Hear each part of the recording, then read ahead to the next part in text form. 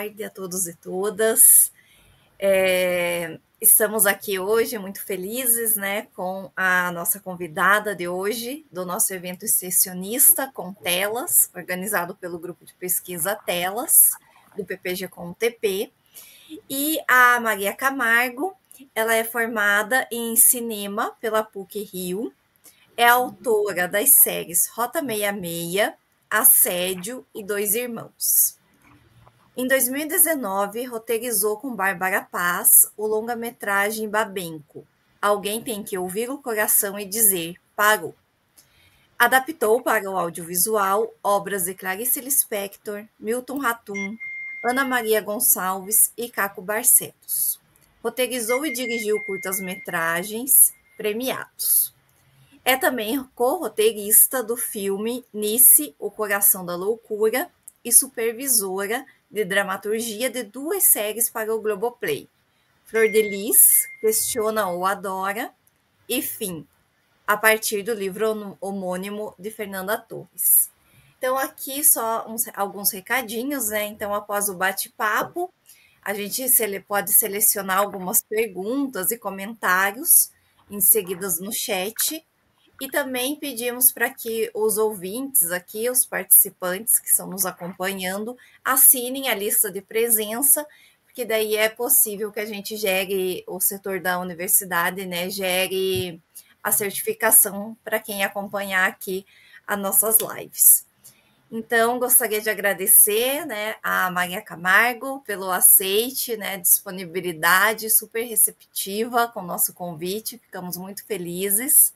Agradecer a professora Sandra, vice-líder do grupo, que me acompanha aqui. Então, passo a palavra para a professora Sandra e depois, né, iniciamos com a Maria. Muito obrigada. Então, olá a todos e todas. Muitíssimo obrigada, Maria Camargo, por ter aceitado estar aqui conosco essa tarde. É uma conversa informal e bastante animada, costuma ser, as conversas que traz aqui. Agradeço à professora Aline por estar sempre promovendo de uma maneira muito ativa todas essas conversas, e a plateia que está aqui conosco. Vamos deixar a Maria falar primeiro, ou você quer que eu comece a perguntar, professora Aline? Acho que pode começar. Bom, deixa eu só agradecer, né? Obrigada, eu que agradeço o convite, muito feliz de estar aqui com vocês. Espero colaborar, e é isso. Podem mandar aí, que eu vejo como é que eu resumo. Assim, é muito legal também pensar sobre o trabalho, que a gente entende várias coisas quando a gente tem que explicar alguma coisa ou pensar sobre ela, né? É bem interessante, sempre acho. A gente acaba ampliando o próprio repertório do que a gente fez, né? Não é? Sim. Bom, Maria, como eu lhe disse nos bastidores, só que eu quero registrar aqui, eu vou ter que sair às 16h10, mas daí a professora Aline toma as eventuais perguntas minhas que ainda estiverem por ser feitas, tá? A primeira delas, Maria, seria o seguinte: a sua produção, ela transita entre roteiros de séries e filmes, né? E muitos dos roteiros são adaptações de obras literárias. Nós gostaríamos de ouvir como é que você vê esse trânsito entre os universos da literatura ao audiovisual, do cinema ao streaming. Quer dizer, como é que você vê esta transposição de código, vamos chamar assim? Ok? Por favor. Olha, é uma coisa que foi sendo muito natural assim, na minha trajetória, porque eu, inicialmente, no início de tudo, eu era uma leitora, sempre fui muito leitora, sempre isso foi uma coisa que sempre me acompanhou na vida, muito, muito antes de ser cinéfila ou de querer, né, trabalhar com audiovisual, eu sempre amei ler. Então, quando eu, né, fui me entendendo, aí, migrando para o cinema e para as narrativas, né, a literatura continuava ali lado a lado comigo. E então sempre me pareceu muito natural que essas linguagens pudessem conversar, embora elas sejam muito diferentes, né? Mas nunca me pareceu estranho que pudesse haver esse diálogo. E o que aconteceu foi que, no início da minha carreira, né, eu fiz um tudo, vários tipos de narrativa. O primeiro roteiro que eu escrevi na vida foi do Linha Direta, um programa sensacionalista que existia na Globo ali no fim dos anos 90. Escrevi muitos tipos de coisas diferentes, mas quando eu fui escolher realmente qual ia ser o meu projeto assim do coração, a primeira coisa que eu escrevi, que eu idealizei, foi uma adaptação, que foi o Dois Irmãos, do Milton Atum, que acabou virando uma série na Globo, mas que demorou muitos anos até essa série acontecer, né? E eu fui bem doida na época, porque eu era uma roteirista bem iniciante ainda, trabalhava mais como colaboradora do que uma roteirista chefe, digamos assim, ou uma autora, né? Uma autora mesmo. E fiquei apaixonada pelo livro e até indiquei, na época eu fazia pareceres para a Globo, e aí eu indiquei, e foi uma parte muito interessante da minha formação, que quando, uns 3 anos depois que eu estava já trabalhando na Globo como roteirista, eu fui trabalhar o que eles chamavam lá, se não me engano, era um banco de histórias, que era coordenado pela Edna Palatinic, que foi uma pessoa muito importante na minha formação, na minha vida, e que ela coordenava esse grupo onde ela tinha vários leitores e a gente lia tanto textos internos, né, para ajudar a fazer pareceres e tal, quanto a gente garimpava na literatura coisas que pudessem virar filmes e séries e novelas, enfim, o que fosse. E aí foi o melhor trabalho que eu já tive na minha vida, porque ela era muito maravilhosa e ela falava, bom, mas você gosta dos russos, né? Eu falei, eu amo. Aí ela falou, qual russo você escolhe? Eu falei, Dostoiévski. Ela falou, então tá, então faz aí, a gente não tem nenhum parecer de Dostoiévski. Aí eu comecei a ler Dostoiévski para fazer pareceres do que servia para a série, o que servia para, eventualmente, uma trama numa novela, não precisava ser uma novela inteira, o que rendia longa. E assim eu fui fazendo com vários livros do Dostoiévski e de muitos outros autores. Então isso também foi talvez reforçando, né, esse sentimento que eu tinha de que as coisas podiam e deviam se comunicar e que era uma conversa muito interessante, bem-vinda.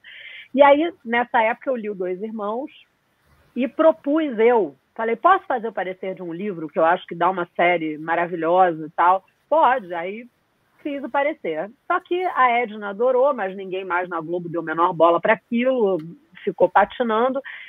Só que eu continuei com o livro na cabeça, virou uma obsessão, e aí eu fui atrás do Milton e comecei a trabalhar com a ideia de talvez fazer um longa-metragem. Até porque fazer uma série autonomamente assim era impossível. Se hoje já imagina naquela época, né? Nem se colocava essa possibilidade. E aí começou a minha estrada com o Milton, que é uma estrada que continua, né? No ano passado a gente estreou o Retrato de um Certo Oriente, que é baseado no livro do Milton, que foi mais um projeto de adaptação do Milton do qual eu participei. Então, assim, o Milton foi uma figura bem central para que essa conversa entre as duas linguagens na minha vida, né? Na minha carreira, tomasse uma outra direção, né? E aí, enfim, depois dessa eu trabalhei com várias outras adaptações de coisas que eu tinha uma relação mais apaixonada ou mais objetiva, né? Varia também, tanto projetos que são projetos pessoais, quanto projetos para os quais me convidam e tal. Né? Cada projeto começa de um jeito, cada adaptação é uma coisa e nunca tem nada que está dado, né?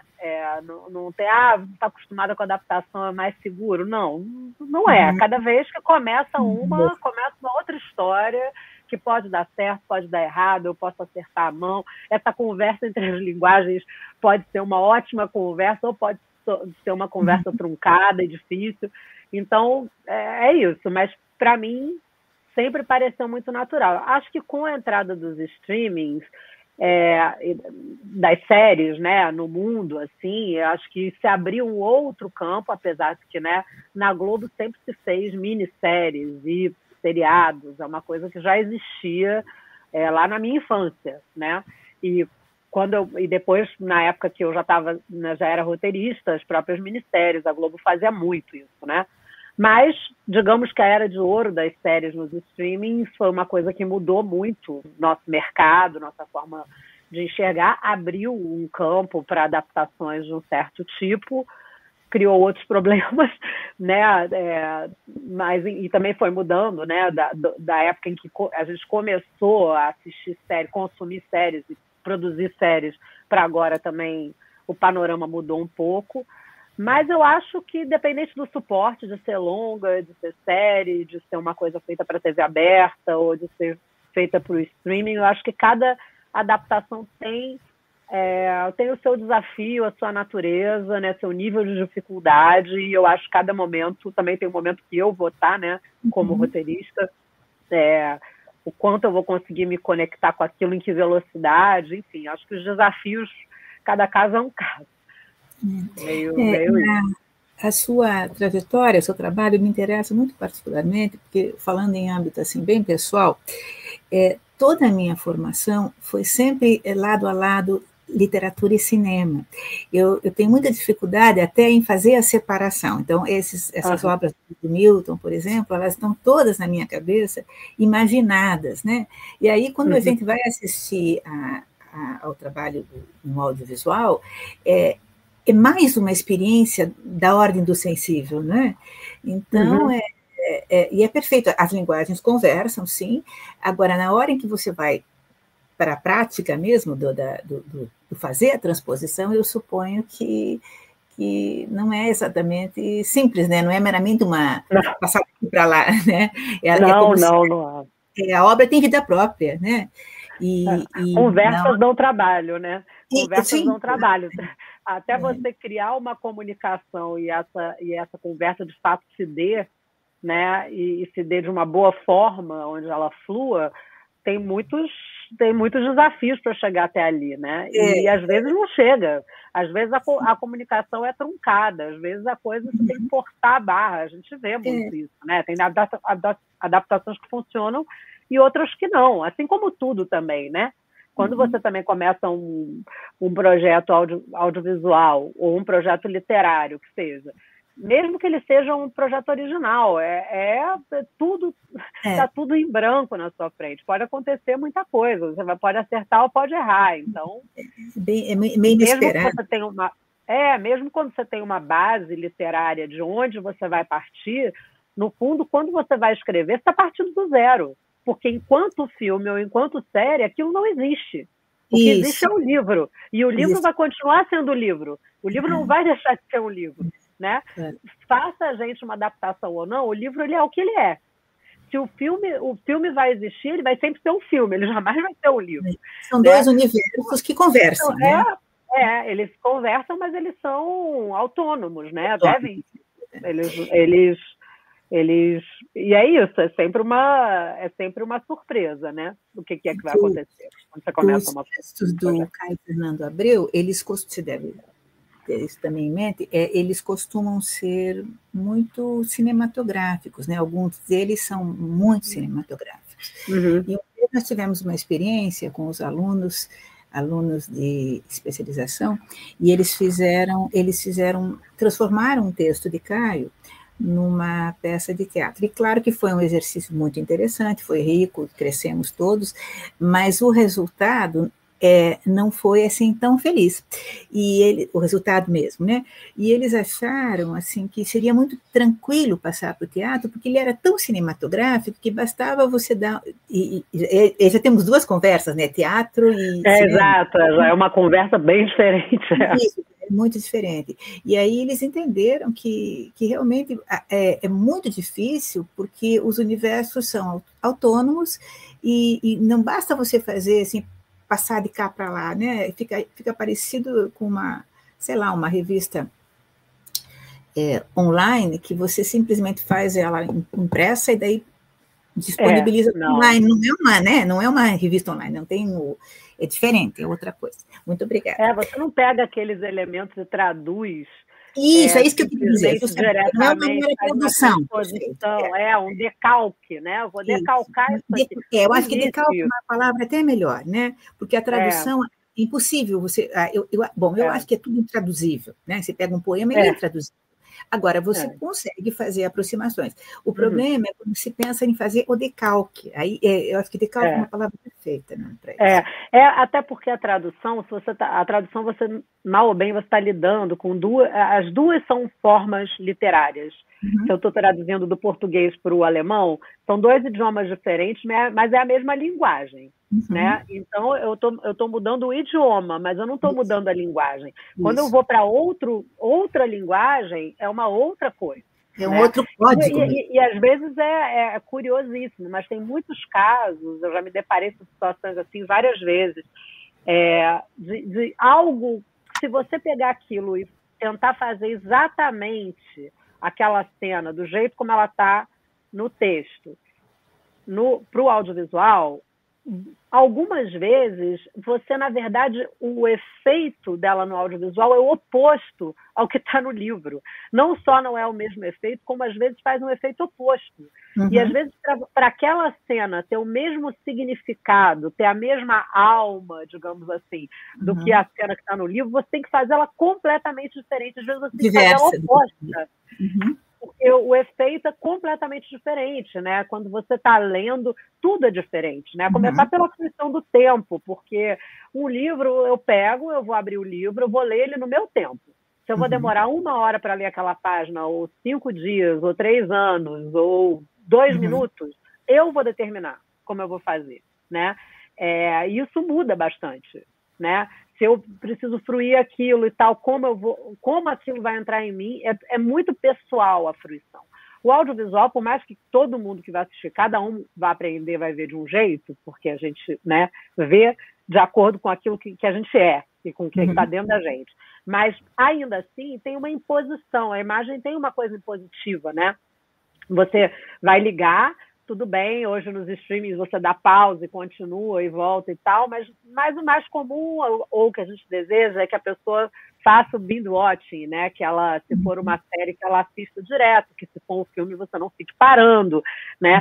Tem uma continuidade, aquele negócio começa e ele vai, né? Independe do meu tempo. A imagem é muito impositiva. Eu escolhi aquele ator, aquele personagem vai ter aquela cara. Eu tô lendo, o personagem vai ser uma mistura de rostos, de gente que eu já conheci, de gente que eu imaginei, sei lá, né? Então, os efeitos não tem melhor ou pior, mas só que os efeitos são muito diferentes. São diversos, né? São diferentes. Às vezes, uma coisa que é sutil na literatura, quando eu coloco numa cena, ela fica muito forte, né? Uma cena de um crime, por exemplo. A descrição de uma cena de crime, normalmente, né? Estou falando grosso modo, tem 1 milhão, infinito, 1 milhão nada, infinitas formas de narrar um crime na literatura, né? Mas a tendência é que que seja mais forte. Se eu pego uma cena de crime e eu mostro ela, tipo, né, um jeito convencional, simplesmente eu abro o câmera, mostro o crime acontecendo na frente da câmera, isso tem um efeito diferente do que eu ouvir a narrativa de um crime, né? Então, acho que isso vale para tudo, né? E quando a gente está trabalhando com adaptação, a gente tem que fazer né, tipo, essas adaptações. E tem uma outra coisa que é só simplesmente funciona ou não. Gente, essa cena não está funcionando. Eu estou botando o mesmo diálogo que está lá no livro, essa pessoa fala isso, fala aquilo, fala isso, fala aquilo. Só que na hora que eu vejo o ator falando, ou mesmo não precisa nem ter chegado o ator ainda, eu vou ler em voz alta, que é uma coisa que eu faço muito, né? Eu também faço muito, sim. Vou ler em voz alta para ver se aquilo está funcionando. E às vezes soa muito pesado. Isso. Porque mesmo que seja uma literatura com muito, muito diálogo, que seja uma literatura que usa muita coloquialidade, mesmo assim, às vezes eu boto na boca do ator e não vai funcionar de jeito nenhum. Sim. A cena, né? Então, É isso. E a gente às vezes fica com a ilusão que é mais fácil, mas eu já vivi situações de as pessoas né, de contratos de trabalho, de gente querendo me propor pagar menos porque é adaptado. E aí eu falei, gente, Mas é muito engraçado. Eu vou cobrar mais, porque né? Tem um trabalho aqui que aí você tem que lidar, às vezes, com o autor ou com os leitores daquele autor. Tem uma expectativa em relação àquele livro. E o meu trabalho é isso. O filme está zerado, a série está zerada. Eu vou ter que construir ela a partir de algum lugar. Então, devia ser mais caro e não mais barato. Mas não mais barato, porque se você começasse uma coisa original, sei lá, né? Original entre aspas. Tá bom. Bom. Você responde sua pergunta. Obrigada, claro. Resposta fantástica. Poderíamos ficar só nela, a live toda. Bom, a gente vai entrar, né, agora especificamente em alguns trabalhos seus e falar um pouquinho agora do Rota 66. No livro do Caco Barcelos, Rota 66, a história da polícia que mata, né, o que você estava falando já ali, dessas imagens, né, cinematográficas, as imagens ali, elas são construídas elas têm muita potência, né, essas imagens. E aí eu me lembrei, né, de quando eu li essa obra, eu era bem jovem, estava na graduação, e a cena dos jovens no Fusca Azul, logo nas primeiras páginas, foi o que mais me impactou, assim, e ficou na minha memória até hoje. E eu chamo isso de cena, né? Justamente porque ela cria uma sequência cinematográfica durante a leitura na nossa mente. E quando eu soube que o livro havia sido adaptado para uma série, né, que a série ia ser lançada, a primeira curiosidade foi já para pensar como que essa cena ia ser adaptada, né, na série. E aí a cena abre a série, assim como abre o livro, em uma sequência que dura ali mais de 4 minutos, mais ou menos, né, se eu não me engano. E aí no banco dos réus, o Caco ele é acusado de descrever de forma agressiva e fantasiosa fatos envolvendo policiais militares. É assim, né, que o réu narra os acontecimentos da madrugada de 23 de abril de 1975. E tem início, então, a perseguição policial ao Fusca Azul, né? Mais ou menos assim que começa a série, toda a cena. Como que foi o processo de adaptação dessa cena, em específico, assim, que eu tenho bastante interesse, e da série também, né? Como um todo. Como que foi esse processo? Olha, eu acho que a Rota 66 foi a série mais difícil que eu escrevi. Assim, eu acho que nenhuma das séries que eu escrevi foi fácil. Eu acho que cada uma tinha suas complexidades, mas realmente no caso da Rota foi muito complexo, porque o livro tem realmente essa cena, né, essa sequência grande sobre a perseguição do Fusca Azul, que, na verdade, ela nem é o caso exemplar, né, do que o Caco acaba apurando na pesquisa dele, né, onde praticamente todos os mortos pela polícia eram pessoas da periferia, né, e não garotos dos jardins ricos, né? Então, é um caso atípico, até dentro da própria investigação do Caco, que deu origem ao livro. Então, a gente se debateu, na verdade, eu divido a criação com o Teodoro Popovic, que tinha outros roteiristas na equipe, né, que escreveram os roteiros também. A gente teve uma equipe de pesquisa grande, tivemos diálogos com o Caco, fizemos entrevistas com muita gente, enfim, era muita gente envolvida, né, nas decisões. Mas, né, falando dessa decisão específica, o que aconteceu? Tinha uma dúvida mesmo se começar com o Fusca, do mesmo jeito que era o livro, era uma coisa que poderia favorecer a gente ou não, pelo fato de que é isso, não era a história que ecoasse, né? Não era o mais importante no sentido de que ela não representava aquele massacre de gente da periferia, né? Então, será que é melhor a gente começar com um caso que é um pouco diferente ou não? E a gente acabou achando que sim, porque, na verdade, a gente tomou a decisão de fazer a série ser sobre a investigação do Caco, né? Uma trajetória investigativa do Caco, que o livro é uma das coisas que acontece, né, num dado momento. Mas a gente começa antes do livro, né, dele decidir escrever um livro, e a gente termina depois que ele já lançou o livro, que ele já foi ameaçado, que ele vai cobrir o Carandiru, enfim, a gente ampliou o escopo do livro, né? Então a série não é só o livro, ela é sobre a investigação do Caco sobre esse tema, com o centro sendo o livro. E o que acontece é que o Caco, essa investigação do Fusca, ela acaba, porque ela se trata justamente de meninos ricos, né, de classe alta paulista, essas execuções elas ganham uma mídia, né? Elas vão para a mídia, elas têm uma repercussão. E a partir daí é que se desenrola muita coisa para chegar, né, no que vai ser depois futuramente o banco de dados do Caco, que é sobre essas outras mortes que ele vai concluir que né, é um percentual absurdo de pessoas da periferia, pretos, etc, etc. Então, a gente também resolveu usar um expediente parecido, né?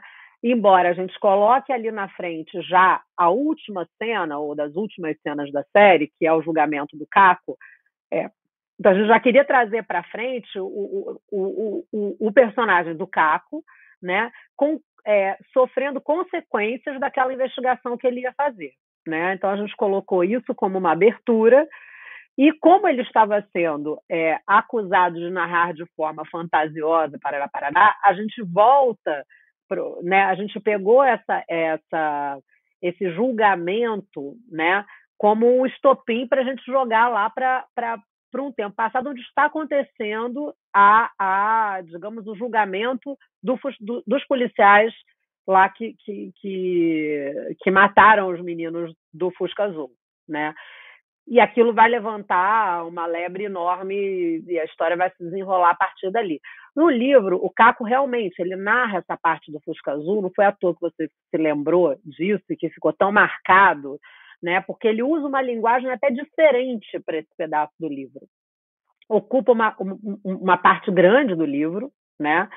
Porque ele, inclusive, narra de uma forma que enfim, é influenciado ali pelo New Journalism, tem uma coisa saborosa na forma de narrar, e bem cinematográfica mesmo.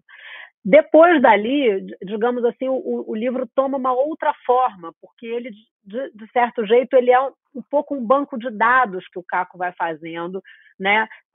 Ele conta aquelas histórias, mas elas não se expandem tanto, como no caso do Fusca. E mesmo a forma de narrar elas é mais objetiva do que no caso do Fusca, né? Mas, enfim, a gente achou que, então, tanto que a trama do Fusca Azul, da morte dos meninos do Fusca, ela é bem parecida com o que ela está narrado no livro. A gente não modificou tanto. Sempre tem modificações, essas modificações que a gente está falando que são necessárias até pela transposição de linguagem, mas elas são bem parecidas com o que elas são narradas, do que foi a história, né, de fato, dos meninos do Fusca, assim como depois a trama que originalmente é do Teodoro Dirley, que é dos meninos que são assassinados e que um dos policiais denuncia os outros e tal. Essa história também ela é bem mais próxima do que foi a história real. As outras todas são histórias que misturam várias histórias para criar uma história ficcional inspirada em histórias reais, porque a gente não tinha condição, né, de tratar de tantos casos ali dentro de uma série de 8 episódios, então a gente realmente precisava condensar, né, e pensar o que era importante da gente colocar ali. mas o Fusca e essa outra história, elas entraram mais ou menos como elas estavam, até pela importância ali que elas tinham dentro da história mesmo, né? São marcos ali que a gente manteve. Deu muito certo a série. Ficou muito boa, parabéns pelo trabalho. Obrigada, obrigada. E a série Fim, né, ela foi adaptada pela própria Fernanda Torres, com a sua supervisão. Trata-se de uma narrativa conduzida por homens no livro, né? E a Fernanda Torres afirma que a maior mudança na adaptação consistiu no fortalecimento da representação do novo movimento feminista, que teve lugar nos últimos anos e que estava engatinhando quando o livro foi publicado. Na série, as mulheres ganham destaque em cena. Além da adaptação de formatos, percebe-se a necessidade de se adaptar com o contexto da sociedade atual. Ou seja, há que se manter a narrativa da época em que a obra literária foi lançada, mas há que fazer com que o público de hoje possa se reconhecer na tela. Então, o Fim teve um espaço temporal de 10 anos entre o livro e a série. Rota 66 teve um intervalo de 30 anos, né? E muita coisa continua igual, infelizmente. Como é trabalhar com um passado que espelhe também o presente na adaptação dessas obras? Olha, eu acho que começa já na escolha, né? Do que você vai adaptar, ou sobre o que você vai escrever, né? Seja uma adaptação de um livro, como no caso de uma obra literária, como no caso do Fim, né, da Fernanda, quanto no caso de uma reportagem ou de fatos, né, fatos históricos, como no caso do Rota, sempre o que justifica, né, custa tão caro, dá tanto trabalho fazer uma série, é uma coisa tão complexa a produção disso, que tem que ter algo que justifique muito, né? Por que você vai falar daquilo naquele momento? Seja um livro que foi escrito há 100 anos, ou uma história que aconteceu há 200, ou aconteceu anteontem. Por que a gente vai contar? Então, eu acho que a escolha já tá imbricada nisso aí que você falou, né? Nessa pergunta, porque no caso do Fim, bom, já de cara, quando eu li o Fim pela primeira vez, a questão da finitude, né, que ela está trabalhando aí, que o próprio título já entrega, né, que você vai ter esse arco longo desses personagens, né, em direção ao fim da vida, né? Bom, esse tema digamos assim, atemporal, né? A gente trata desse tema desde o início da história dos homens, assim, né? Como lidar com o fato de que a gente vai morrer. Então, eu acho que de cara já tem um tema aí que é atemporal. No caso do livro da Fernanda, a própria ideia do livro, né, é trabalhar com uma passagem de gerações. Ela trabalha isso dentro do livro já muito, né? A diferença, né, de quando eles são jovens, como é que essa geração se comporta e o que vai acontecendo na medida em que o tempo passa e eles se tornam velhos, e o mundo já é outro. Então, dentro da história já tem um pouco esse tema, né? Bastante esse tema. Então, quando a gente vai transpor para agora, já tem mais tempo que se passou ainda, porque agora a gente já veio mais para cá ainda. Mas, e aí eu acho que sim, essa questão do lugar da mulher ali, que acontece de um jeito lá, quando aqueles grupos de amigos, aquelas personagens todas iniciam a trajetória dela no livro ou na série, né, as mulheres têm um certo lugar. Ao longo da história, esse lugar vai mudando, né? Isso é trabalhado, né? O arco, na série, eu concordo com a Fernanda, isso é uma mudança grande, né? Na série, essas mulheres vão se tornando mais fortes, né? Tipo, lidando com os sabores e os dissabores desses outros lugares que elas vão, felizmente, ocupando, né? No mundo. Então, isso foi incorporado na série, sim, eu acho que mais do que no livro, e acho que foi muito bem-vindo e importante, né? Mesmo em séries sei lá, em qualquer série, né, hoje em dia, mesmo quando você vai fazer uma história que é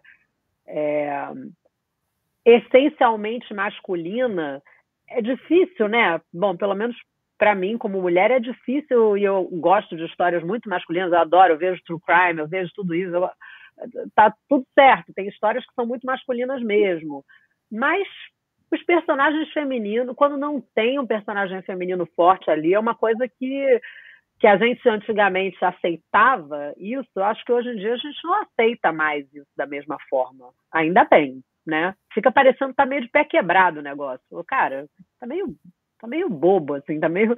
Então, eu acho que uma das mudanças aconteceu...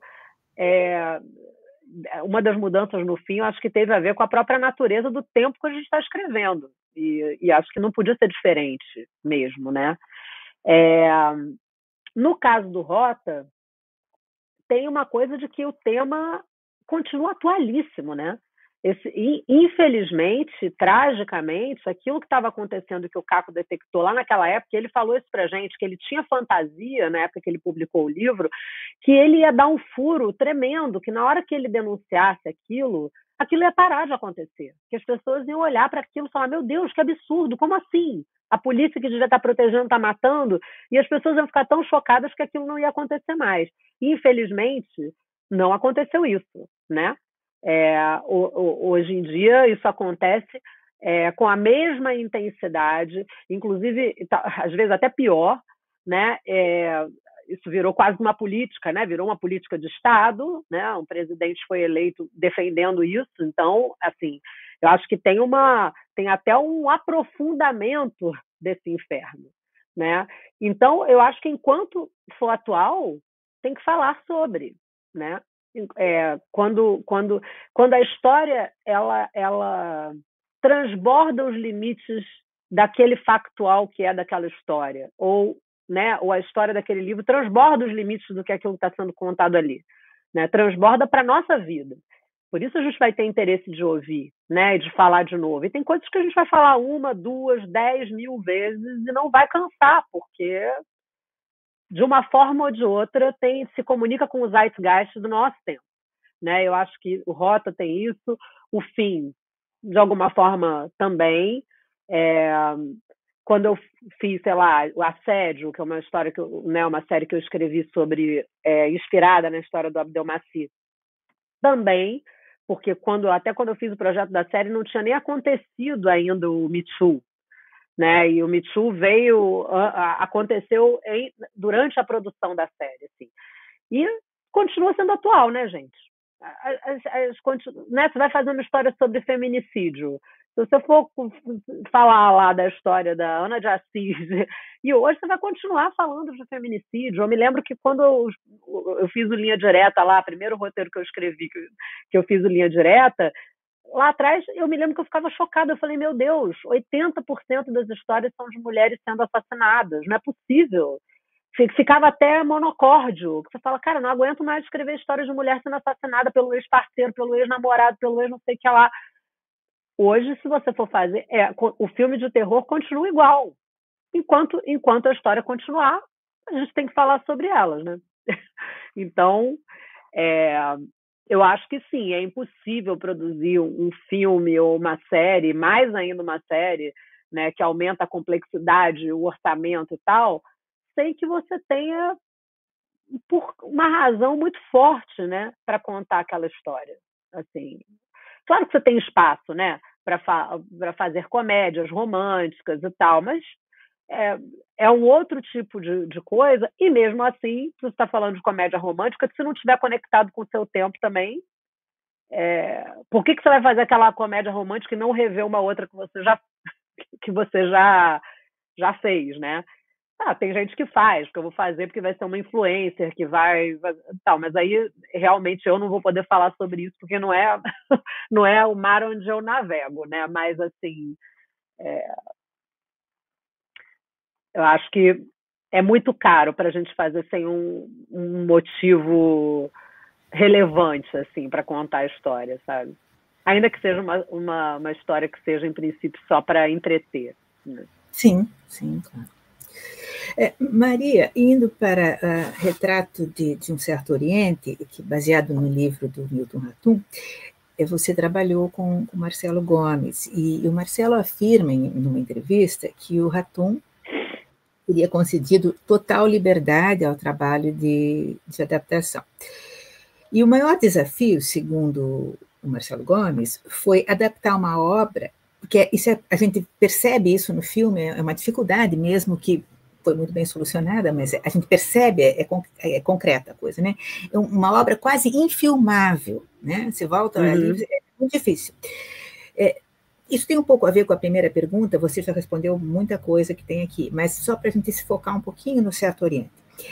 Pensamos que adaptar uma obra literária para o cinema, falamos há pouco isso, né, não significa apenas realizar a transposição da literatura à escrita do roteiro, claro, mas sim expor o texto em questão a diversas etapas, o que você falou há pouco, que envolvem filmagem, montagem, etc., até que esse texto se estabeleça, nasça ou renasça, né, na tela cinematográfica. E aí o Marcelo diz que ele não teve coragem de mostrar o roteiro e nem um corte do filme para o Milton, de modo que ele só assistiu ao filme, pronto, né, finalizado. Assim, rapidamente, como é que foi colaborar com o roteiro dessa obra? Como eu comecei, né, falando lá do Dois Irmãos, que eu realmente considero um marco assim na minha trajetória, na minha vida mesmo, né, não só na minha trajetória como roteirista, mas acho que foi uma mudança de rumo de vida mesmo. E desde então eu segui mergulhada no universo do Milton de várias maneiras, né? Primeiro, porque a gente ficou muito amigo. O processo dos Dois Irmãos durou muitos anos. Eu trabalhei, né? Como eu disse, assim, o Milton confiou em mim cegamente. Ele foi de uma generosidade inacreditável, como eu nunca vi na minha vida, assim. Então, eu inaugurei ali com o Milton não só um processo de conversa entre linguagens, do qual a nossa amizade participou e permeou ao longo desse processo todo, mas eu também passei a participar de adaptações de outras obras, né? O Milton meio que começou a me apresentar. Quando as pessoas iam lá querendo adaptar uma obra, ele falava de mim. Aí me apresentou para o Sérgio Machado, com quem eu também colaborei. Fui uma dos roteiristas do Rio do Desejo, que foi um filme adaptado do Milton também, acho que 2 anos antes, acho que 2 anos atrás. Me apresentou para o Marcelo, enfim, foram todas parcerias muito incríveis. Eu conheci também no início da adaptação do Órfãos do Eldorado, que foi o Guilherme Coelho que fez. Eu não participei do roteiro, mas lá no início, na época do argumento, eu cheguei a conversar, fiquei amiga do Guilherme. Então, foi todo mundo, a gente fez uma grande viagem para o norte com o Marcelo, o Milton, o Guilherme, a gente fez uma viagem pelo Rio Negro que foi maravilhosa, eram todas as pessoas que estavam querendo adaptar o universo do Milton. Então, realmente, eu passei eu mergulhei muito fundo, né? Fora que além do fato, claro, de ler todos os livros do Milton e de ser obcecado pela literatura e pelo universo, pelo imaginário do Milton, né? Então, no caso do retrato, eu participei, assim, muito objetivamente, logo no início, né, fazendo uma primeira versão do roteiro. Depois eu estava fazendo outros trabalhos, o Marcelo seguiu trabalhando ali, entrou o Gustavo também, que também assina o roteiro, e eu retornei. Então teve uma parte grande aí que eu não estava diretamente trabalhando com eles, mas eu sempre acompanhava um pouco, eles né, a gente trocava umas ideias e tal, e depois de um certo momento, quando começou a filmar, eu assisti várias versões do filme, fazia observações, porque o processo de montagem muda muita coisa também, né? Então eu via, fazia anotações, dava minha opinião, sugeria coisas e tal. Então foi um processo no qual eu não estava mergulhado 100% do tempo, né? Eu acho que as escolhas mais radicais assim foram feitas pelo Marcelo, realmente, porque o Marcelo também escreve, né?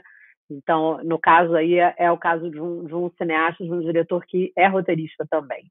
Então, é um pouco diferente também. Mas eu acho que isso, eu acho que, na verdade, a gente fez uma comunidade de pessoas apaixonadas pela obra do Milton, e que aí a gente se juntou. Então, no retrato, eu estava, né, eu acompanhei de um certo jeito, no caso do filme do Sérgio, de outro. A gente já está conversando sobre outras adaptações do Milton para serem feitas. No caso dos Dois Irmãos, eu fiz sozinha. Enfim, cada uma aconteceu de um certo jeito, mas eu acho que tem realmente eu tenho uma paixão e uma obsessão minha pelo universo dele. Então é o Rio onde eu quero continuar. Você acha que você está... Eu não te ouvi, Sandra. Não te ouvi. Está com o microfone desligado, Sandra. Desculpa, eu estava falando assim que o universo do Ratum é maravilhoso, é fantástico, né, mesmo? E todo ele, até os títulos, agora há pouco você falou, cada uma saiu de um certo jeito, veja o título, é Retrato de um Certo Oriente, né? Quer dizer, esse Oriente aqui que eu estou retratando, há outros, né? Então, e também mudou o título, né? O Marcelo resolveu mudar o título, eu achei uma mudança feliz, assim, porque ele não tirou o relato e trocou por retrato. Sim, porque ali é relato, na adaptação dele fez total sentido. Sim, eu achei uma opção já sai legal, dizendo o que vai ser feito, né? Sim. Maria, outra coisa, então, que queríamos ouvir de você, a cinebiografia é um gênero que normalmente instiga a curiosidade do público, né, das plateias. Você roteirizou Nise, O Coração da Loucura, e Babenco, alguém entendeu que ouvir o coração e dizer parou. Quais as peculiaridades, no seu entendimento, que envolvem a roteirização de filmes que ficcionalizam a imagem de pessoas públicas? No caso do filme sobre Babenco, o resultado não consiste em uma cinebiografia e nem em um documentário, né, em seus formatos tradicionais. Bárbara Paz e você utilizaram estratégias que indefinem, borram, né, essas fronteiras entre os gêneros. Quais foram as principais ou as mais significativas escolhas realizadas para chegar a um consenso do Babenco, da figura do Babenco que seria colocada em cena, ou do Babenco que seria colocado em cena? Por favor. Olha, o processo de escrita, né, de um documentário que é diferente, claro, de um processo de escrita de ficção. Eu estou fazendo até um novo projeto com a Bárbara, que é de ficção, agora vai ser o primeiro filme de ficção dela. Então a gente vai repetir a parceria, a gente se deu muito bem. Durante o processo de escrita, falando de escrita num amplo sentido, né? Porque é isso, num documentário, mesmo numa história de ficção, até o último dia da montagem você está lá também reescrevendo, né? E modificando e achando a melhor forma e tal. Mas num documentário a coisa se faz muito, né? Na montagem, bastante, assim. Foi uma proporção grande do processo de criação que aconteceu na montagem. Quando eu entrei no projeto, foi pouco tempo antes do Hector morrer. Eu tinha uma relação, eu não conhecia a Bárbara, conhecia muito pouco, eu tinha falado com a Bárbara 2 vezes na vida, muito superficialmente, mas eu tinha uma relação pessoal com o Hector. Então, quando ela me chamou, eu já tinha, enfim, ele era muito amigo do meu pai, então eu tinha uma relação pessoal profunda com ele, né? Tinha acompanhado a doença dele de uma forma bem próxima, né? Então, quando ela me chamou, ela me disse que ela estava fazendo um filme sobre ele estava vivo ainda, e ela me mostrou uma gravação de um sonho que ele tinha gravado ali com ela. Eu fiquei louca, assim, eu fiquei muito tocada com aquilo. Ela me perguntou se eu queria ser parceira dela no filme, eu falei, claro, né? E aí eu entrei e logo depois ele faleceu. Então, foi um processo onde realmente a gente estava juntas, lado a lado, no luto, né? O que não queria dizer que fosse virar um filme bom, né? Quer dizer que havia muita verdade e que a gente estava profundamente conectada com alguma coisa ali, né? Mas isso não garantia fazer um bom filme, nem que esse filme se comunicasse com outras pessoas, né? Que o luto da Bárbara e eu com o meu luto também, de alguma forma, né? Não um luto como o dela, mas também um luto, porque eu tinha uma relação afetiva com ele, isso ia se comunicar com outras pessoas ou não? Uhum. Aí a gente foi... primeiro a gente tentou entender, né, o que era o material que ela já tinha filmado. Ela já tinha filmado bastante coisa. Depois a gente traçou a gente foi fazendo um inventário do que a gente achava que ainda era preciso fazer. E depois então, a Bárbara filmou outras coisas e depois começou o processo de montagem, que foi longo e complexo, porque a gente fez alguns preceitos ali no papel, né? Tipo, uma das coisas, por exemplo, era a ideia do solilóquio, porque o próprio Hector, numa das gravações, ele fala muito dessa história de que ele queria que o filme fosse um solilóquio. Uhum. Então, a gente falou, não vai ter outro narrador. É ele que vai narrar. Né? Uhum. Não queremos entrevista. Quem vai narrar a história dele é ele. Então, isso foi uma decisão logo no início do processo. Né? E que implicava em algumas dificuldades, inclusive técnicas, porque a gente tinha trechos dele falando, mas com áudios muito diferentes, às vezes coisas inaudíveis, né? A gente não tinha nenhum controle para pedir para ele gravar um texto e dizer, vamos fazer um texto aqui, ou escreve um texto, a gente grava. Não, era o que tinha, né? Mas tinha muita coisa interessante, tinha essas narrações dos sonhos e tal, então a gente sabia que os sonhos, por exemplo, eram um elemento ali muito importante para a gente. Então, de cara, né, isso automaticamente jogava a gente num tipo de filme que não era o documentário clássico, né? E com esse tema que a gente tinha em mãos, né, de novo, a finitude, né, a proximidade da finitude, com todo o peso e as dificuldades que havia em tratar desse tema, mas, ao mesmo tempo, com todo o fascínio, né, que pode ter esse tema sobre as pessoas também. É difícil acertar a mão, né? Mas a gente não queria que também fosse um filme só bodeado, sabe? Que as pessoas ficassem deprimidas, sabe? Só deprimidas. E também não fazia sentido isso, né? Então, a gente foi ali... Então, o Hector era uma pessoa que tinha um humor muito particular. Então, a gente achava que esse humor dele tinha que estar no filme. Sim. E ele, por exemplo, a cena que ele, né, narra como é que ele queria que fosse o jantar quando ele fosse morrer, que ele ia chamar as pessoas para um jantar, etc. Né?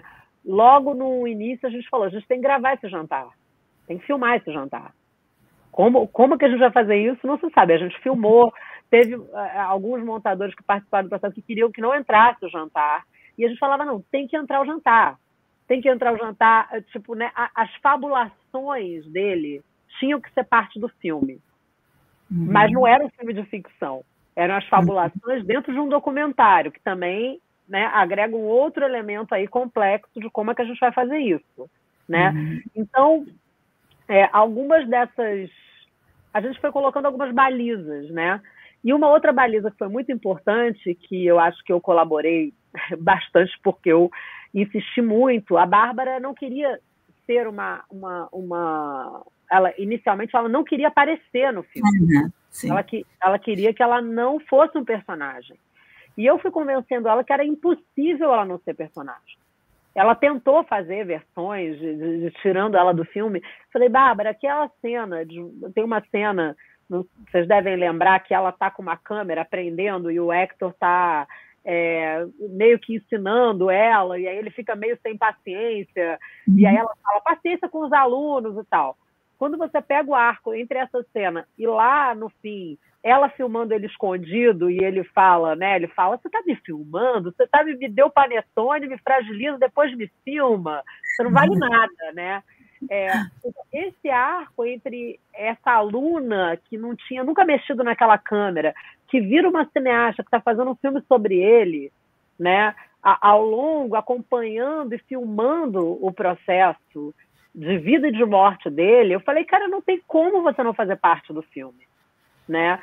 E aí, enfim, então eu acho que a gente foi colocando algumas balizas conceituais, né, que eram muito importantes. Para mim, essa participação da Bárbara era muito importante, e eu acho que isso realmente era indissociável do filme. Esconder a Bárbara seria mentir no filme, né, de algum jeito, assim. Mas é isso, tinha a ideia do solilóquio, essa coisa do humor dele, da fabulação, né? E tudo isso levava a gente para um lugar que era um documentário, digamos, um pouco fora da curva, né? Mas talvez seja dos trabalhos que eu mais me orgulho de ter feito, assim. Eu tenho muito orgulho desse filme. Eu me emociono ainda quando eu vejo, sabe? Acho que ele chegou ali. A Bárbara realmente ela é inacreditável. Ela é uma figura, uma artista e tanto, assim, realmente. O filme é precioso, sem dúvida, muito lindo, e ele não é deprimente, ele há um jogo ali de luz e sombra, no sentido metafórico, e é muito, muito bem articulado, muito bem tecido. Eu gostei muito de ouvir você falar sobre esse filme, que é um filme realmente maravilhoso. Olha, eu peço desculpas, eu vou sair antes da última pergunta. Eu escrevi ali que é uma tristeza ter que sair, e eu agradeço muitíssimo a Aline, a você, a oportunidade de estar te ouvindo hoje. Eu queria muito ouvir você. Muito obrigada. Viu? Obrigada a você, Sandra. Foi um prazer. Beijão, Aline. Obrigada. Tchau, tchau. Obrigada, Sandra. Até mais. Tchau. Nossa, emocionante mesmo a tua fala. É como colocar em tela a beleza que existe no melancólico, né? O melancólico ele tem a sua beleza e vocês conseguem transpor isso, não colocar só a tristeza na tela, né? Mas essa melancolia e a beleza que tem da melancolia. Depois e a vida, né? O Hector, não tem a menor dúvida que ele continua vivo depois daquilo, né? Acho que essa era a ideia, assim. Não precisa haver a vida após a morte. Essa vida após a morte, com certeza. As outras eu não sei, mas a vida após a morte de um homem como aquele, né? Que deixa não só uma obra, mas também uma forma de viver, né? Como legado, assim, uma forma de olhar para a vida como um legado. Sim. É a vivacidade, né, que permanece ali. Uhum. É muito, muito bonito mesmo. E, assim, antes de eu fazer a última pergunta, eu fui, né, ouvindo todas as suas respostas e me trouxe algo que eu sempre comento, né? Fico até repetitiva, mas é que eu vi uma entrevista do Karim Ainuz e que ele fala que o roteiro ele é vivo, né? Que então ele fala que existem algumas etapas ali, né? Dessa vivacidade do roteiro, que primeiro é a escrita, depois é quando ele vai para o set de filmagem, depois, né, que vai se transformando ali durante a filmagem e depois a montagem. E você falou na tua fala aqui, você trouxe isso, né? Algumas vezes você falou assim, daí eu acompanhei a montagem, daí vai mudando. Como que você vê todos esses processos, né? E como que é essa tua interferência nesses processos como roteirista? Olha, Aline, depende do projeto, né? Porque tem projetos que a gente não tem espaço para o roteirista participar, que a gente até é expulso da sala. Eu acho que, na verdade, todo mundo perde com isso, né? Tem roteiristas que não gostam de ir para sete de filmagem, nem de participar de montagem. Eu gosto muito de acompanhar, não necessariamente de ficar lá o tempo todo no set, né? acompanhando, controlando cada detalhe, né? Não é isso, porque eu acho que tem essa vivacidade aí, eu acho que tem uma hora que entra o trabalho do diretor mesmo, e que quando é um trabalho que está conectado com quem escreve, né, melhora muito, tudo melhora muito quando todas as partes estão numa conversa permanente até que o projeto chegue ao fim, né?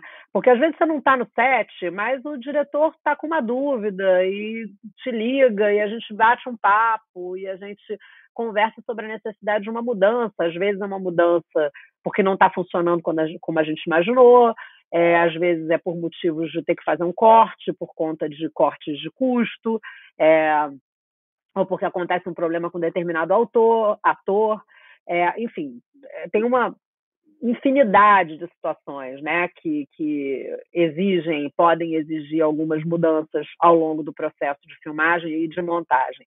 Mas eu acho que quando a pessoa que escreveu, né, que criou não só o esqueleto, mas também a alma da coisa, né, eu acho que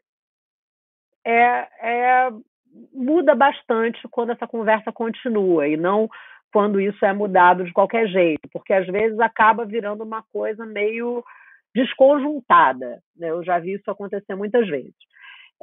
Mas é isso, eu acho que é caso a caso, né? Tem sorte e azar.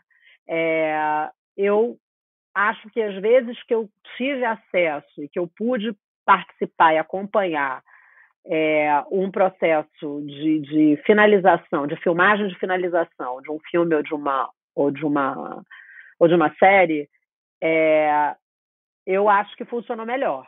Modéstia à parte, eu acho que isso não acontece também comigo só. Eu acho que acontece com os autores que estão, de fato, engajados e mergulhados e conhecem aquele universo do qual estão falando, né? Quando eu sou, claro, contratada para entrar num projeto que nem foi idealizado por mim, que eu tô... Aí, às vezes, a coisa se dá um pouco diferente, mas também é comum também a gente ser chamado para um projeto que não foi inicialmente idealizado por mim, que a gente, na verdade, também mergulha nele e passa realmente a conhecer muito, né, a alma daquele negócio, assim. Mas, assim, certamente que quando as relações entre diretor e autor e produtor, né, elas estão alinhadas e isso funciona, eu acho que é muito melhor. Melhor para todo mundo, assim. Acho que você resolve determinados problemas de uma forma melhor, sabe? Não é que você não vá ter problemas, mas eu acho que a produção e a direção têm um aliado muito grande no autor para ajudar, inclusive, a resolver problemas ou melhorar coisas, né, ao longo do projeto. Eles deveriam aproveitar sempre, mas nem sempre isso acontece. Que o roteirista é o autor, né, da obra, então... Pois é. Deveria... mas tem projetos e projetos, e você transita... mas você vê, por exemplo, tanto no caso do Retrato, quanto no caso do Rio do Desejo, por exemplo, do Sérgio Machado, foram 2 projetos onde eu não fiquei o tempo todo lá, eu não sou a única roteirista, mas eu vi corte, eu opinei no corte, né? O que é que eles, de fato, resolveram, se bateu neles, o que bateu neles, eles resolveram, né, fazer como eu tinha sugerido ou não interessa, mas eu acho que o diálogo está colocado, né? Então, e eu acho que esse diálogo faz diferença. E eu não era a única autora né? Eu estou falando de 2 diretores que também são roteiristas. Mas acho que há uma compreensão de que o olhar de quem está próximo, de que meteu a mão naquilo ali, mergulhou, sabe?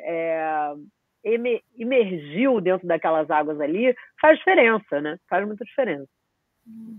E você trabalha, você é criadora, você é supervisora, né? Você escreve, então você transita por todos esses meios, né, da criação ali. E pela tua fala, a gente consegue ver que você consegue mergulhar nesses projetos, em todas essas, estando nessas diferentes posições, né? Mesmo a supervisora, ou colaboradora, ou criadora, você está ali, né? envolvida mesmo nos projetos, você não cria separações e barreiras. Isso eu achei Não, bem. não, eu prefiro projetos onde tem a possibilidade de fazer isso. Né? Às vezes, né, a gente tem que sobreviver e às vezes acaba acontecendo de você ter um projeto onde você passa por ele mais rápido. Mas eu acho que são sempre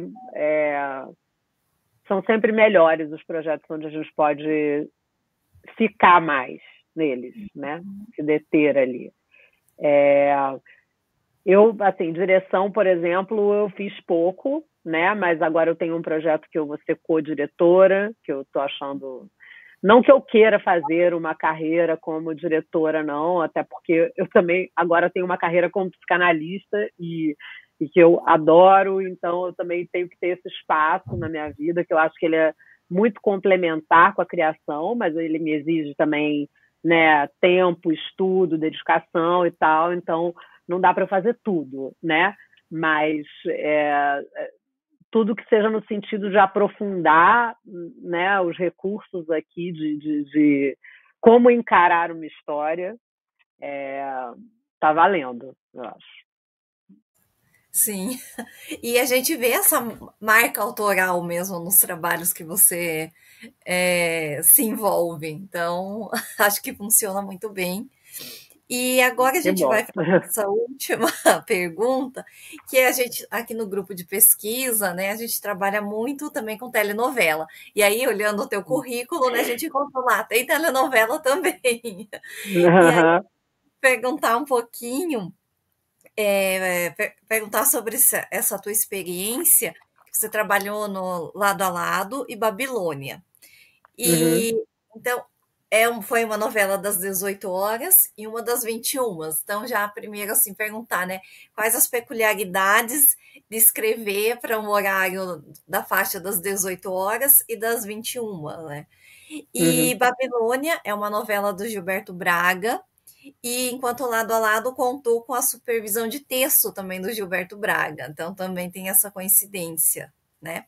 Uhum. E então, considerando a sua experiência, como que você relataria o trabalho de colaboração nessas obras, né? Também essa tua experiência com a telenovela e essa tua atuação também junto com o Gilberto Braga nessas duas obras.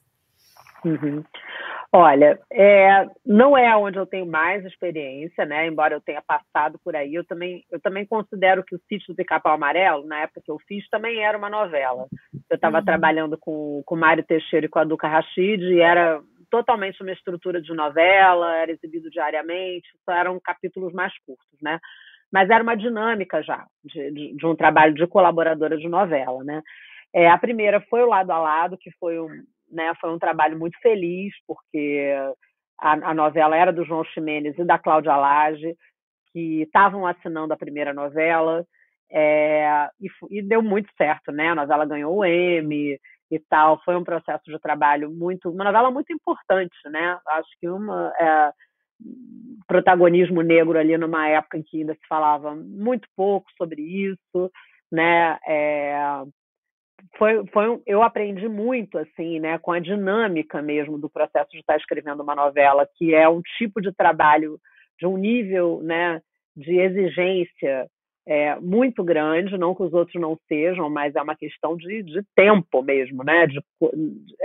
Eu sempre fiz muitas coisas na minha vida ao mesmo tempo. Eu tenho 4 filhos e gato e cachorro e casa, então eu sempre me dei bem com essa situação de ficar manejando vários projetos ao mesmo tempo. Mas quando você está fazendo novela, a brincadeira é um pouco diferente. Realmente não dá para muito, né? Mas foi um processo muito tranquilo.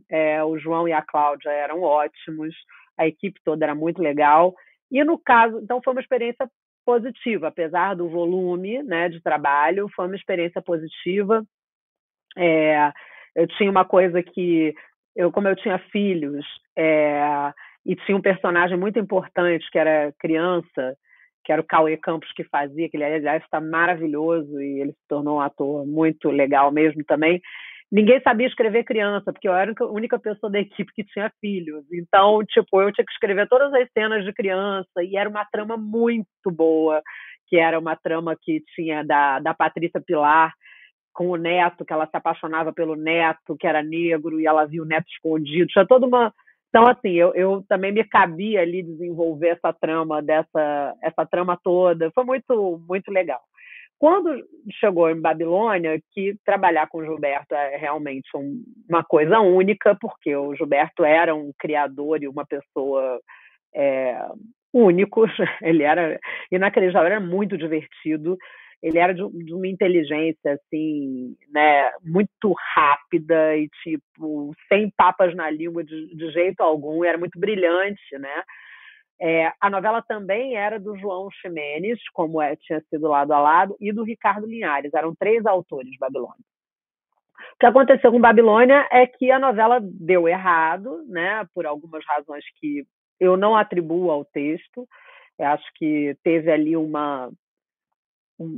algumas decisões ali de direção e de botar o primeiro beijo ali da Fernanda Montenegro com a outra que deu meio ruim, a Globo não segurou aquilo, então teve um boicote, aí já mandaram mudar tudo, e aí começou uma remendação com a novela, e eu acho até que foi um milagre que todo mundo terminou a novela inteiro, ninguém brigou, estava todo mundo, tipo, a equipe, sabe, foi tudo muito digno, assim, mas foi difícil para todo mundo, porque fazer uma novela que fica meses no ar e a novela está dando errado, tem uma pressão. Aí você pergunta da diferença entre escrever das 6 e das 9. Eu acho que, naturalmente, tem uma pressão maior em quem faz a novela das 9. Primeiro porque os capítulos são mais longos, então tem mais volume de escrita, né?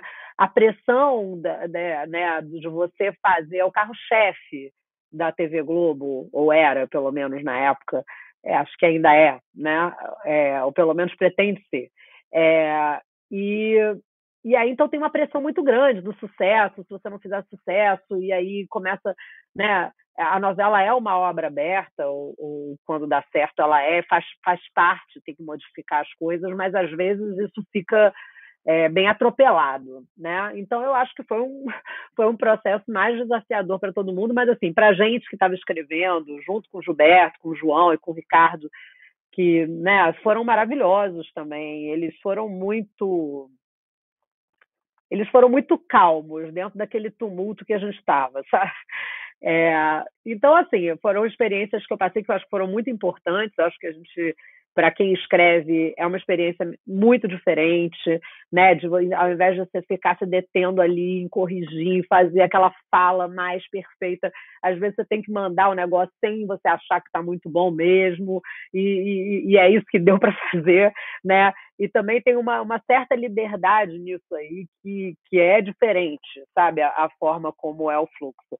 Mas não é no que eu trabalhei mais depois disso, assim. Eu fico muito desesperada quando eu tenho que entregar uma coisa muito rápido, escrever muito rápido, entregar sem reler, entendeu? Tipo, até eu conseguir, né, dar o passo atrás e falar, ok, foi ao ar, amanhã é outro capítulo, depois é outro, é uma coisa que é desafiadora para mim ainda, assim. Eu prefiro quando eu tenho um pouco mais de tempo para trabalhar o texto, assim. Mas é isso, eu acho que são formas, né, de trabalhar diferentes mesmo. A dinâmica de escrever e de filmar a novela assim, para mim é um milagre, porque sim, é mesmo. o trabalho que e ninguém e as pessoas veem a novela ali pronta e não pensam muito, né, do trabalho. Nossa, eu acho que são heróis, assim, as pessoas principalmente que escrevem novela, gente, é muito volume de coisa, é muita demanda, é muita pressão, né? Você tem que acertar muito sempre, é um manejo muito complexo. Eu realmente acho que são heróis e heroínas, assim, né? Eu também acho. E o resultado é muito bom, né? Do que você vê ali, pelo tempo que se tem para criar. Nossa, sim, não. O brasileiro é muito bom disso, realmente. Sim. E é o melhor, né? O Brasil é o melhor em telenovela, então a gente sabe fazer, felizmente. Sim, sabemos. Estamos já em 1 hora e pouquinho de live, então, né, o que eu prometi aqui, no máximo 1 hora e meia, já temos 1 hora e 15. Eu vou pegar a questão aqui da Júlia, que ela fala o seguinte: boa parte da sua obra lida com histórias reais e atravessamentos sociais intensos, tanto no campo da ética narrativa quanto na sensibilidade estética. Como foi lidar com isso? Em algum momento do processo de escrita surgiram dilemas éticos que desafiaram suas escolhas como roteirista ou, enfim, na produção? Olha, Júlia, é muito boa a sua pergunta. Eu gostei da definição do meu trabalho. Achei que você nunca tinha pensado tão claramente sobre uma coisa que atravessa o meu trabalho e eu acho que você acertou bem, assim.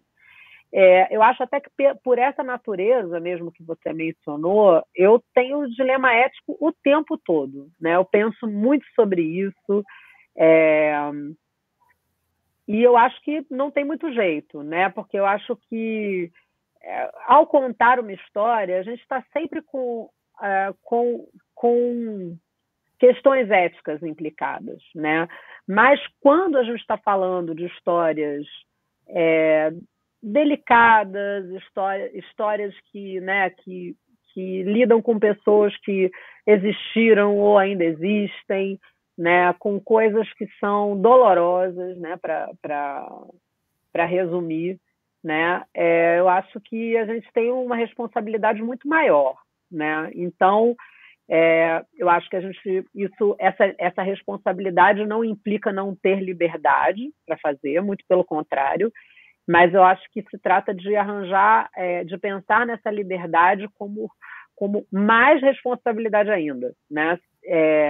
Então, eu acho que a cada cena, eu acho que tem um pensamento ético sobre, né, que história eu vou contar, por quê, como, qual é o meu ponto de vista dessa história, né? Eu acho que isso é muito importante, porque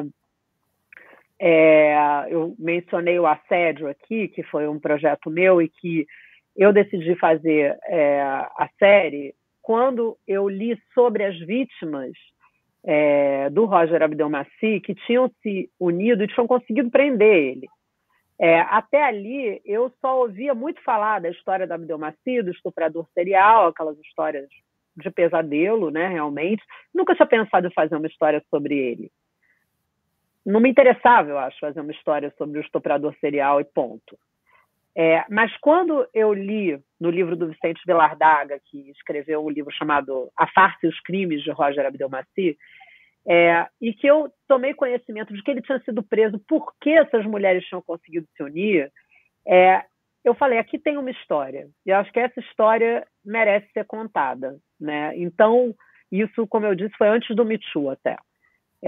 A coisa do Zeitgeist, né? O espírito do tempo que já tá no ar aí, que, né, vai aparecendo de várias formas. Então, eu escolhi, mas aí, a partir do momento que eu escolho, eu falo, ok, eu quero que seja um multiprotagonismo, que eu quero que essas personagens femininas sejam protagonistas da história e ele seja o antagonista delas. Eu não quero que seja uma história sobre ele. Eu quero que seja sobre elas no encontro com esse cara. Obviamente, vai ser também sobre ele, né? Mas não exclusivamente sobre ele, não em primeiro lugar sobre ele. E aí, tudo bem. Então, já tem uma questão ética de como eu vou contar essa história, de que ponto de vista, a partir de onde e tal. Depois, a cada passo, todas as cenas, praticamente, eu tive dilemas éticos ali, né? Porque tudo era uma armadilha. No caso do Rota 66 também, né? Já começava uma armadilha meio assim, Caco Barcelos é um white savior.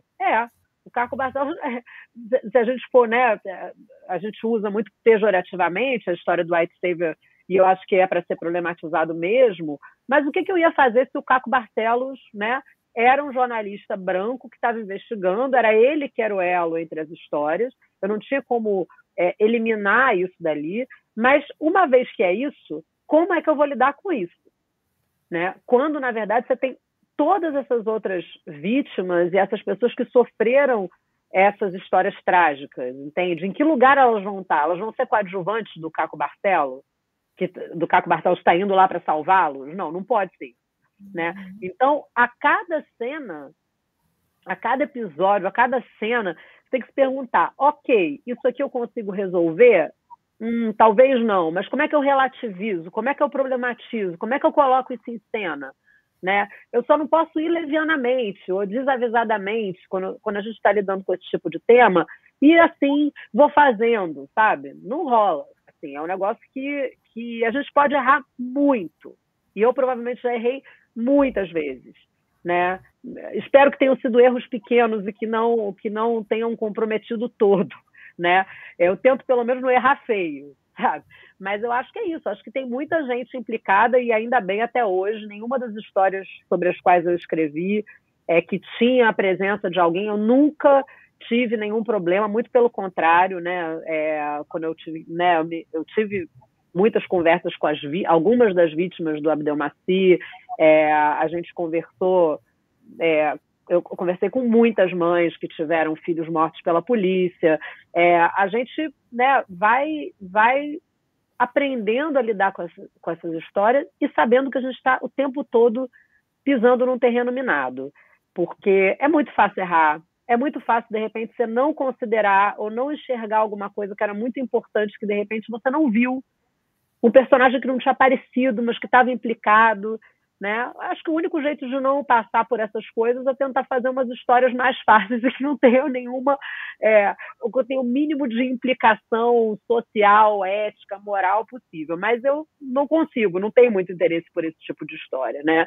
Então, mas é isso, eu acho que sempre tem. Em maior ou menor grau, sempre vai ter dilema ético. E eu só tento não ser...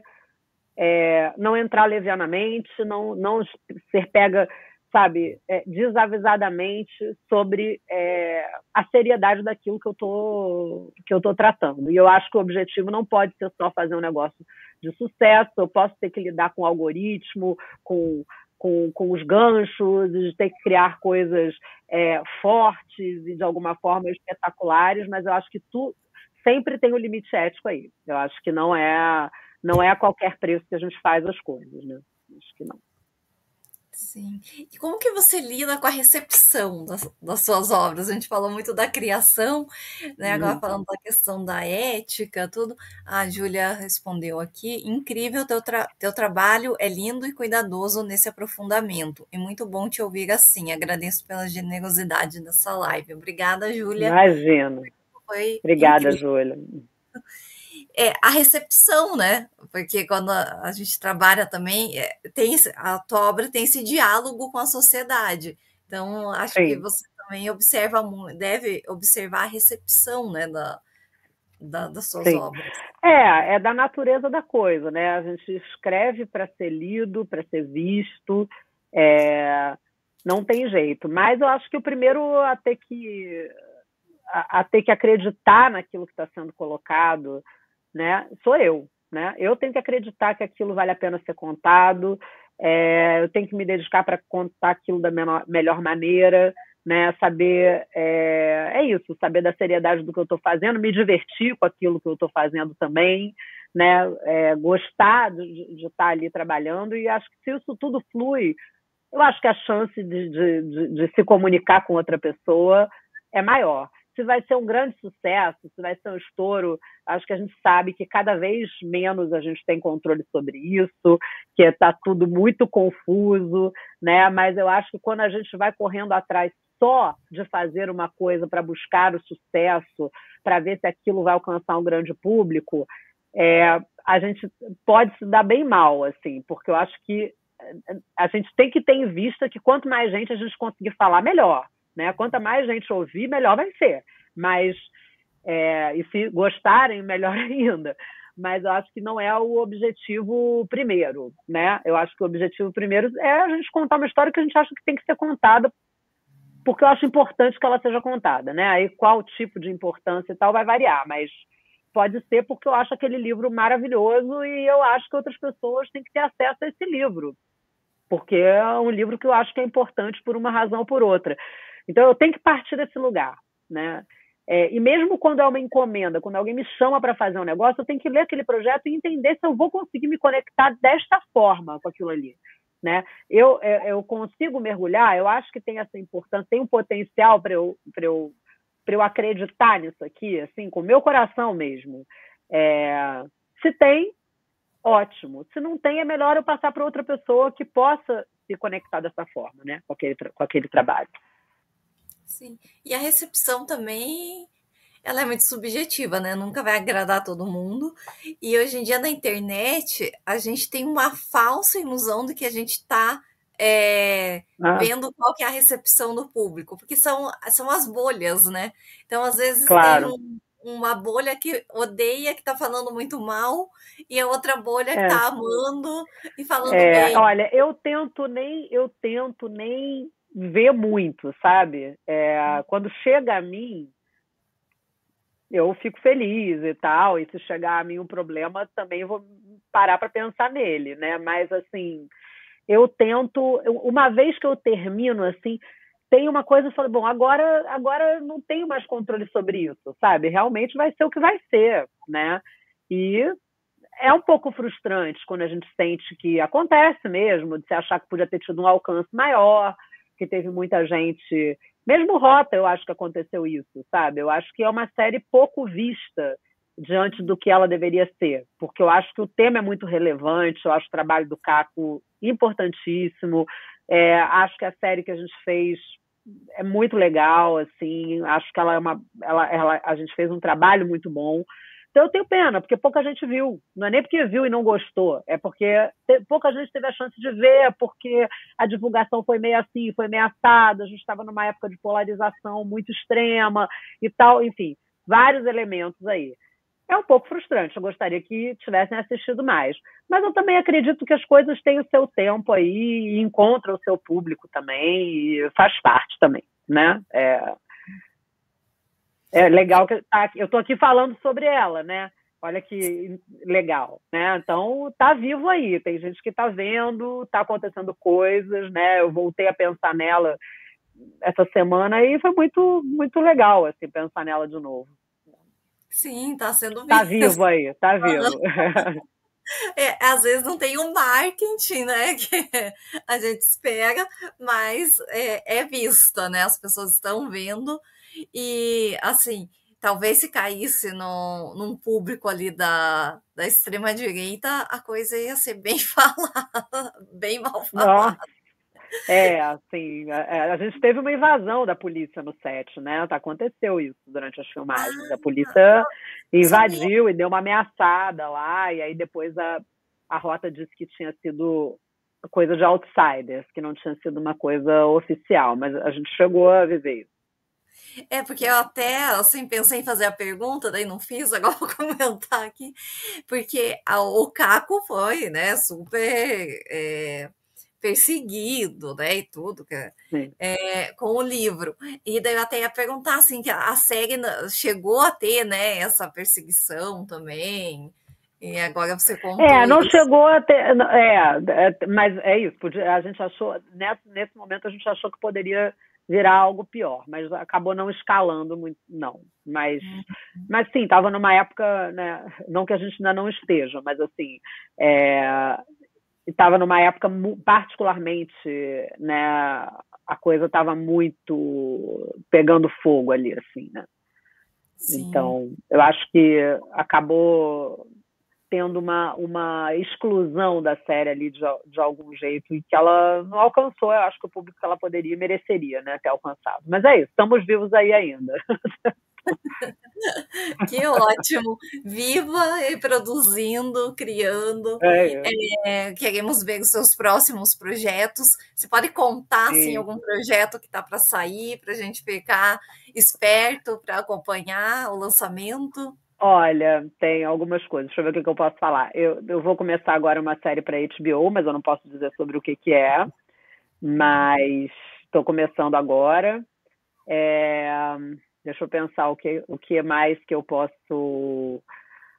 Eu estou adaptando um livro chamado O Amor dos Homens Avulsos, que é um projeto meu. estou fazendo esse projeto com a Bárbara Paz, que já foi divulgado, então eu posso falar, que se chama Cuddle, que é um longa de ficção que o William Dafoe vai fazer. E acho que o que eu posso falar é isso, mas vem mais coisa por aí.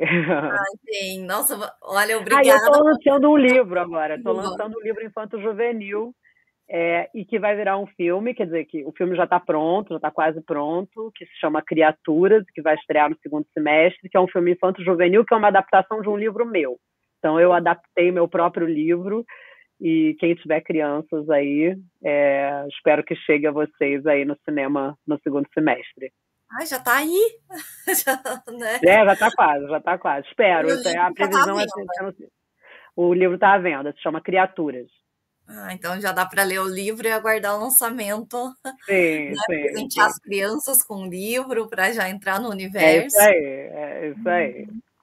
Ai, Maria, muito obrigada. Nossa, tudo que você disse aqui foi excelente. Vou ficar pensando, vou querer rever a live assistindo agora. Tá bom, me chamem de novo que eu venho. Ai, vamos chamar assim.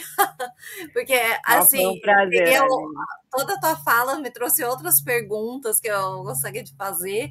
E eu acho que a gente tem aqui nessa gravação um excelente material de pesquisa, né? Para servir de fonte de pesquisa para a gente, nos ajudar aqui nos nossos estudos.